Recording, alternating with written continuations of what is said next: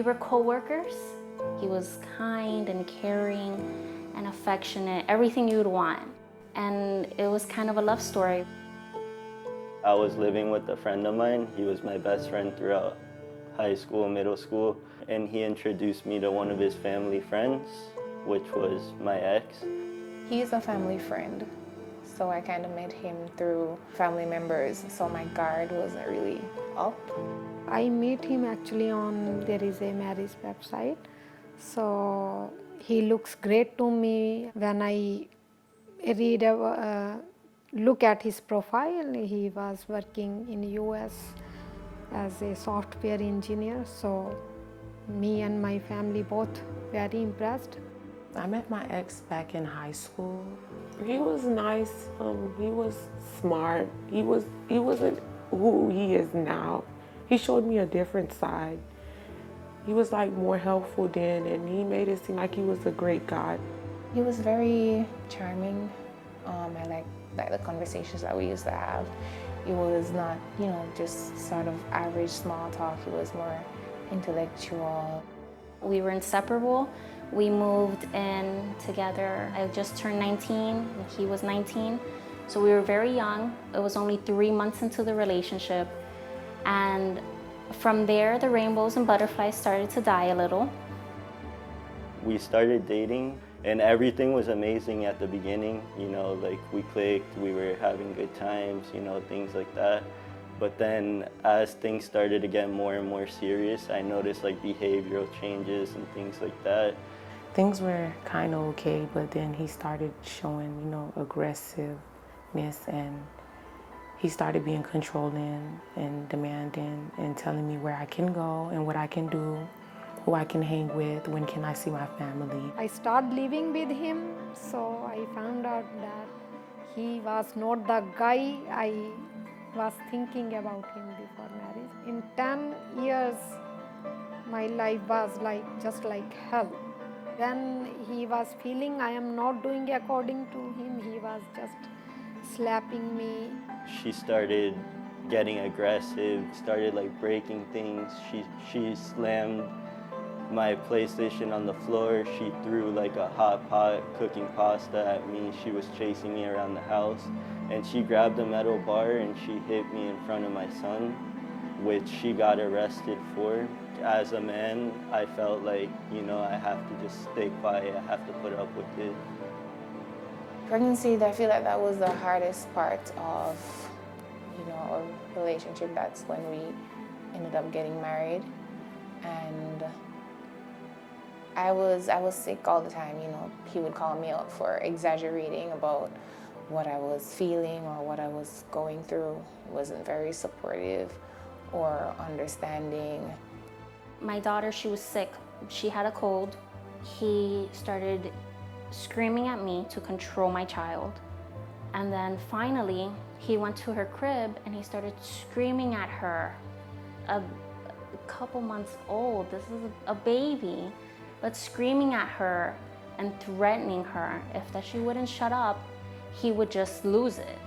I thought he was gonna kill her. He was so angry when he was screaming into the crib and at me, and he just hated us. He truly, now looking back on it, he despised both of us. My daughter, she was born with a disability. He blames me for that. He says that I'm the reason that happened, and he didn't sign up for that. So I basically have to be doing it all by myself. And it's hard, raising a child with special needs, especially, when you're a single parent. In 2016, I ended up getting pregnant with my first child by him, and that's when things got worse. I was locked in his room. It wasn't really a good pregnancy. It was rough.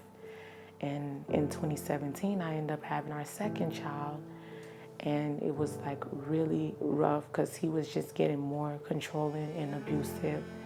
And I was always scared to seek help because I thought I was going to lose my kids. And we ended up having our third child in 2018, and he was just threatening to take me and his life. He wouldn't let me leave. He wouldn't let me do nothing.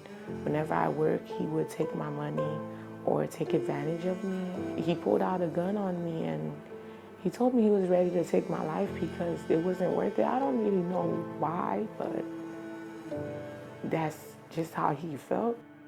I was sleeping with my son. He put the mask on, he covered his head. He was totally, he put on gloves. He was, just come with the planning to murder me. Like, when I see him, he just do attack to me. I struggle with him like 2 or 3 minutes. I was screaming. My son was, start moving. So, after that he said, I know you will call the police. If you will call the police, I have a gun. I will shoot myself. I can shoot you too if you will call the police. I can shoot anyone in the family because I have a gun. It was just constant abuse. Now she knew that she got her way and she felt like she was untouchable, like she could do it again and again and again, and she knew how to get out of it because in her mind she would always tell me, I'm the woman, they're gonna believe me.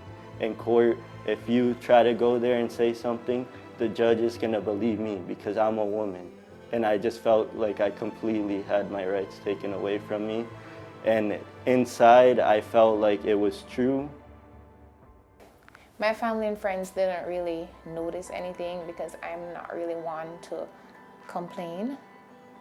And I feel like even if I were to complain or to say something, it's not spoken about so much in our culture. Like the only type of abuse or red flags that I really paid attention to is like physical abuse. So basically if someone's not hitting you, then it's fine. Like there's really nothing for you to complain about.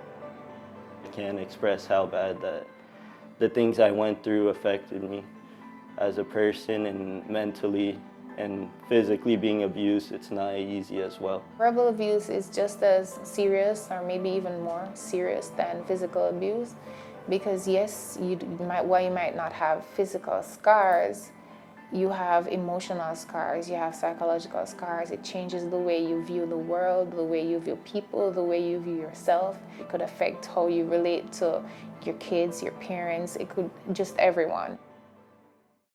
I learned about No More Tears through a therapist. She recommended the program because she saw what I was going through. If you look at me now, you'll say like, oh, he looks like a happy person. He looks like a happy kid. I wasn't like this months ago, but thankfully that when I got introduced to No More Tears, I met Somi and I met a lot of people that welcomed me and they made me feel like a family. And they opened my eyes and they motivated me to know like there's always light at the end of the tunnel. The social worker contacted me and said, hey, look, there's an organization and it's called No More Tears. And I got in contact with Somi. And she literally changed my life overnight. I learned about No More Tears from a friend of mine who had a friend who you guys helped.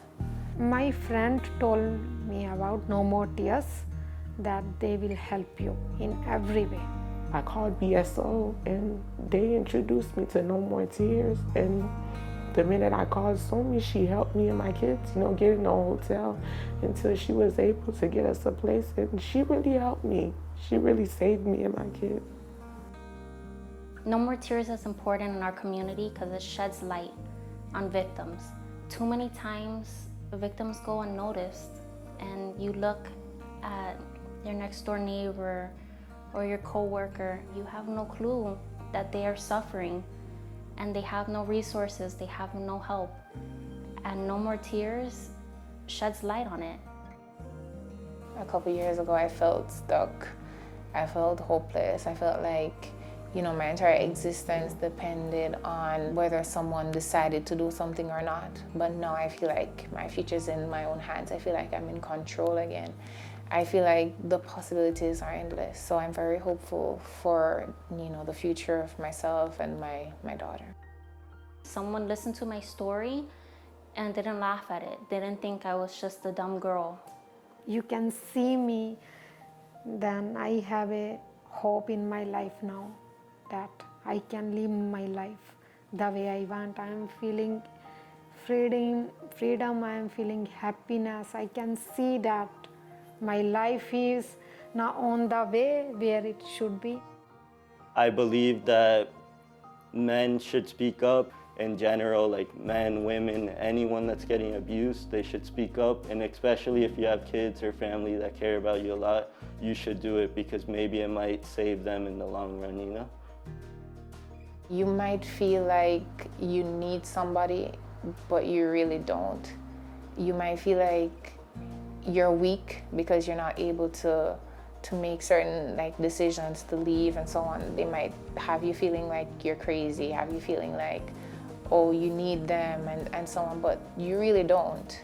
Just not stand by and ignore certain things. Be very aware of what's going on, how people are treating you, not only what they're doing physically, but what they're saying to you, and be aware of how that affects you. Don't feel like it's your fault or you have to endure this or you deserve it. I think that people should know that some people, they're afraid to, just come to people because, like, before I got help from No More Tears, I was taken as a joke. Nobody didn't take me serious. And I just feel like if somebody's coming to you to tell you they're going through something, listen, because it's true. Sometimes they're afraid to tell because they're afraid to lose their life. I don't know what other organization, what other place would financially help me. Just listen to my story. She even helped me get a lawyer. These people have nothing to gain from helping you, but you have a lot to gain from reaching out to people who understand what you're going through. Like, you guys have dealt with cases like this before. You've helped people in similar situations. I'd like to thank the donors. I was at a point where, I felt like I didn't value myself anymore. I felt at times that I wasn't worth anything. I wasn't doing enough for my kids. But when I came and I got introduced to this program, No More Tears, I saw that there was still hope. I'd like to say thank you to everyone who has donated to No More Tears or everyone who has volunteered to help, because the services that the organization provide are very essential. And a lot of people have benefited, and I'm sure there are more people out there who need help. Thank you so much for all the donors to support me and my son's life. I'm very thankful and grateful to your help. Every money is going to save victims' life. So No More Tears is the best place, Without Somi, without No More Tears, I probably wouldn't be sitting here telling you my story and my daughter playing. Thank you, No More Tears. Perfect. I love it.